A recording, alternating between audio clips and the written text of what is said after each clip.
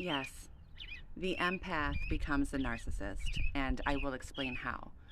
But first, we need to understand how both pathologies were created. So, at the heart of every human relationship lies the fundamental need to be seen. To be seen is not merely to be noticed, it is to be known, recognized, and acknowledged in the fullness of one's being. It is to exist not as a projection or utility for another, but as oneself. Yet, for both the empath and the ego, this essential need was never met. In early childhood, the nervous system is sculpted through relational experience. A securely attached child learns they are safe in both connection and autonomy, free to be both known and sovereign. But what happens when the attachment system is compromised? What happens when the environment demands one become either invisible or indispensable?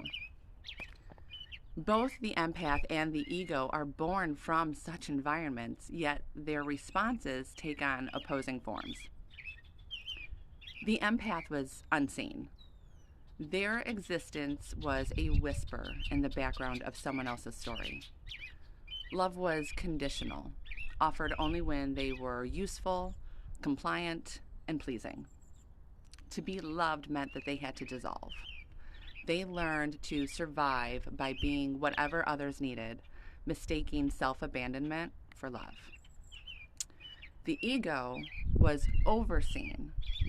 Their every move was under scrutiny, shaped by the expectations of those who saw them not as a person, but as a projection of their own needs. They were never simply themselves. They were what others required them to be. To survive, they built a false self, mistaking control for strength. And so this is the paradox of their pain. The empath was not seen enough, and the ego was seen too much, yet neither were truly seen at all. Modern psychology supports that these two extremes are maladaptive attachment responses. The empath often develops an anxious, preoccupied attachment style. Their nervous system remains in a near constant state of hypervigilance, scanning for cues of abandonment. They seek closeness but fear rejection, making them prone to self-sacrificing behaviors. The ego often develops an avoidant, dismissive attachment style. Their nervous system is primed for self-protection, suppressing vulnerability to avoid being controlled. They crave autonomy but fear engulfment, leading them to withhold affection and emotional depth. Neuroscience shows that both responses are attempts to regulate an unbalanced nervous system. The empath externalizes their distress through compulsive caretaking, while the ego internalizes theirs through emotional barricading. Both are maladaptive strategies for survival, distortions of true connection. So at the core of both the empath and the ego, there's a shared wound, the lack of true recognition. Both suffer from early relational trauma that leaves them emotionally underdeveloped, trapped in unhealthy coping mechanisms. This lack of genuine recognition and love manifests in different ways in each individual, but the core issue is the same: an inability to recognize and love themselves. Psychologically, the empath, often associated with borderline personality disorder or BPD, is someone who dissolves into others, seeking validation and love by giving away pieces of themselves. The empath sacrifices their individuality to an attempt to be loved, constantly tuning into the needs of others. They develop a fragile sense of self because their identity is tied to their ability to please or serve. So over time, this behavior leads to emotional exhaustion and deep sense of emptiness. According to Sam Vaknin, a clinical psychologist and an expert on narcissism, individuals with BPD often struggle with self-identity. Vaknin notes that BPD is characterized by a lack of stable self-image, leading individuals to over-identify with the feelings, behaviors, and needs of others. Empath. This pattern often results in self-abandonment. Vaknin states that in the absence of a stable self-concept, the borderline adopts the expectations of others and is unable to form a coherent sense of self. This results in them losing themselves in others. Eventually, the empath reaches a breaking point. The self-sacrificing becomes so unsustainable, and in response, the empath may develop defensive behaviors to protect themselves from further emotional depletion. This shift can lead the empath to become the ego, or narcissistic personality disorder, or more accurately, a form of narcissistic protection or defense. The empath's desire to merge emotionally with others is replaced by the ego's need to control and withhold, guarding themselves from vulnerability by creating an inflated, self-absorbed mask. So the shift from empath to ego happens not because the empath desires power or domination, but because they have learned to protect themselves through emotional detachment. The ego builds an identity around a false self, one that is no longer anchored in their true self, but instead in the need for control, admiration, and superiority. Ashley Zahabian of BPD Integrate explains that narcissism is often a survival mechanism for those who have faced profound emotional neglect. She states that the narcissist has a fragile sense of self and uses manipulation, grandiosity, and emotional control as a defense mechanism. For the empath, this grandiosity is not natural. It is the ego's response to vulnerability. When the empath stops feeling seen or valued, they may begin to adopt the behaviors of the ego, withholding, dominating, and manipulating in order to gain control over their environment. Survival. The ego, or NPD, develops not from a place of true power, but from a deep fear of being insignificant and unworthy. This fear pushes the individual to defend themselves with an inflated sense of self-importance. This is why the empath can shift into the ego. They are both born out of the same core wound, the inability to be truly seen and loved. Now, the ego, or NPD, can also transform back into the empath, or BPD, when their defenses collapse, often due to crisis or trauma.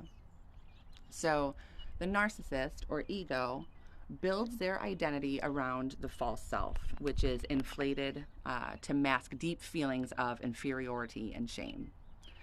However, when their false self is threatened, whether by failure or rejection or loss of control, the grandiosity collapses and the ego is forced to confront their worst fear, insignificance and abandonment.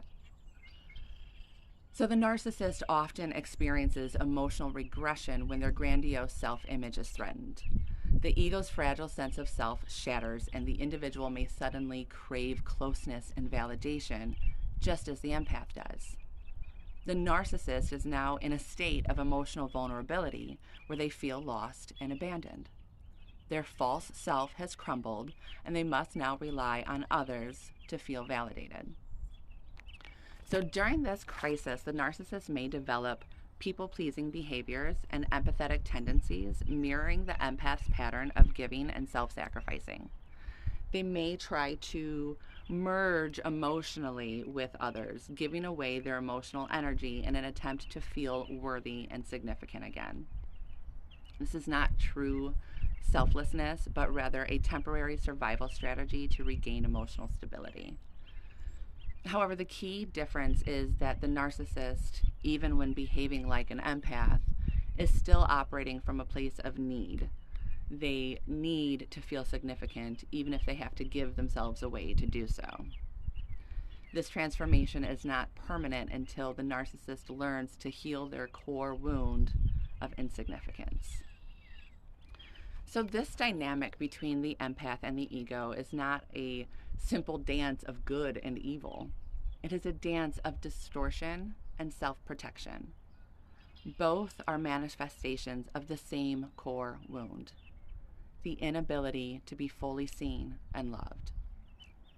When we view these pathologies as mutual distortions, it becomes clear that neither is inherently evil. Both are simply survival strategies, but ultimately, they are distorted adaptations to trauma. The empath, unhealed, does not love unconditionally. They self-abandon with silent expectations of return and reciprocity and call it love. The ego, unhealed, does not love powerfully. They withhold and call it strength. Both patterns profane the sacred. They use love as a means of survival rather than service. When the empath and the ego engage in their unconscious dance, they reinforce each other's distortions, creating an endless cycle of neediness and withholding. The path to healing requires both the empath and the ego to transcend their survival mechanisms. When one stops feeding the cycle dies. When the empath stops self-abandoning, the ego has nothing left to manipulate. When the ego stops withholding, the empath has nothing left to chase. What happens when, instead of dissolving, the empath offers? What happens when, instead of withholding, the ego pours out? The empath believes love is found in dissolving and becoming less and shrinking into self-sacrifice. But true offering is not in disappearance. It's in presence and fullness. To offer is not to vanish, but to remain. The ego believes that power is found in withholding, gripping tightly, protecting the self at all costs. But true strength is not in control. It is in the courage to pour out. To give freely is not to be emptied, but to overflow. This is the love that Christ modeled, a love that neither dissolves nor dominates, but lays itself down in fullness without loss. The fire of passion is not meant to be extinguished. It's meant to be offered. This is the transfiguration of desire, when longing is no longer about taking, which is truly what both unhealed pathologies are doing from survival mode programming. But the transfiguration happens when longing becomes about giving. To be truly seen is to be loved rightly, and to love rightly is to become an offering.